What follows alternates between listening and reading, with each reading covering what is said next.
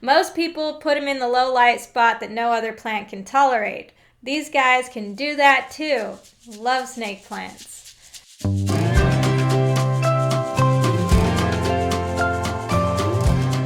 So to start off, snake plant or sansevieria species are kind of like a succulent. They act more like succulents, and you can tell kind of by the fleshy leaves that they do store water in their leaves. So when you think about sansevieria or snake plants, think succulents, think more like succulent care, and then you'll be awesome. So first off, make sure that your light is not in direct hot sunlight. That will actually burn your plant's leaves.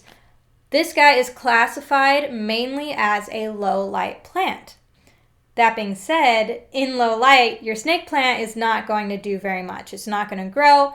You shouldn't water it very much, and it just won't grow much. It's just going to sit there. It's okay. I mean, it will still photosynthesize. It'll still get you some oxygen, right? But if you move it into medium or bright indirect light, then your snake plant's really going to start taking off. It's going to grow more for you. In those instances, that's when you're going to start watering it a bit more. And when I say a bit more, I mean like that's when you're going to water it like a regular house plant. So moving on to watering, if you have your snake plant in low light, then don't water it much at all. Do not water it very much if it is in low light, or you will overwater your snake plant. If you have it in medium to brighter light, then you can water it more consistently. I'm saying like once a week or so. If it's low light, I would say every other week or so. Also, make sure that you have really good drainage. Your pot needs drainage holes. I know this is just a nursery pot. I put it into another pot. I just slide it in. And make sure that you have a well-draining soil. So don't just go out and get some garden soil that holds on to a lot of moisture.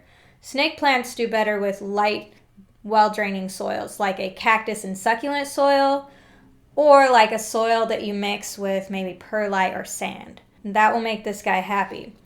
Also, if your snake plant, you have a tall one, I've got a tall one down here. If you have a tall one, they can sometimes tip over, especially if you have a plastic pot. To help you not have your snake plant tipping over, you can add in sand to your soil, which will keep it draining really well, but will also kind of weight it down. And if you don't have sand, another thing you can do is you can add rocks. You can actually put some rocks in the bottom of your pot, then put your soil in, then your snake plant, right? Okay, and that will help it to weight it down so you don't have issues with it falling over, especially for the very tall varieties. They tend to fall over a lot. Keep your plants a bit more root bound. Terracotta pots are great for snake plants. You can also do plastic or whatever. Just make sure that you have good drainage. You're not watering too much. If you tend to overwater, then definitely invest in some terracotta pots. That will help weight it down, and it will help dry it out a little bit faster so you don't have as much watering issues. So if you're going to fertilize your plant, definitely decrease the frequency or decrease the dilution. This guy doesn't need much. If it is in bright, indirect light and you are watering it more frequently, it is growing a lot more, then you can fertilize a bit more. But if it's in that low light situation that most people buy these guys for, then don't fertilize it much. Don't fertilize it much, because it's not really using much. It's not doing much. It's not growing much. And that leads to snake plant care in the winter. In the wintertime, do not fertilize because it won't be growing unless you live somewhere like Florida. In Florida, things grow all the time. Okay? So if your plant is not growing in the wintertime, it goes into dormancy. Do not fertilize. Also, wintertime care for snake plant, water less. That is the main time when people have their snake plants die, is in the winter, because it has colder temperatures.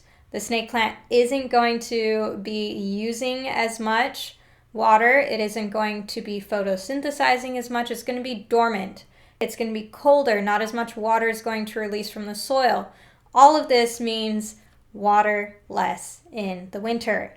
Please water your plants less in the winter. I hope you get this one thing from me.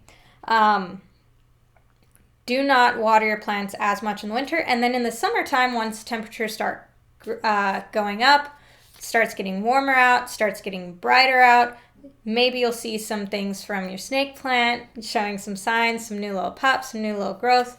Maybe the soil is drying out faster. Then you can start watering it a bit more. Always look to your soil. If the soil is dry, stick your finger down. If it's dry on top, it might be wet right underneath, like mine right now. I watered it yesterday. It's dry on top a little bit, but right under the soil, really wet. So do not water it. If it's dry a couple inches down, then it's time to water. So wait until it's dry a couple of inches down. Then you can water your snake plant.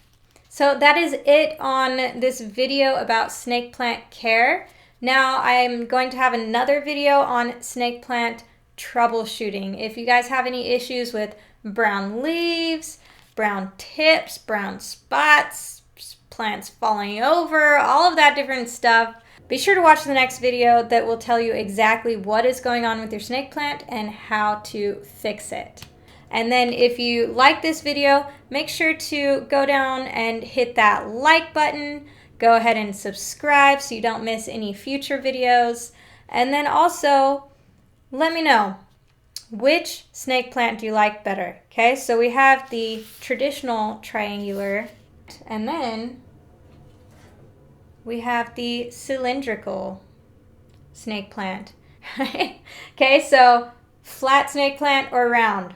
Flat or round? Which one do you prefer? Which one's your favorite? Okay, let me know in the comments below. Have a good one, guys, and I will see you.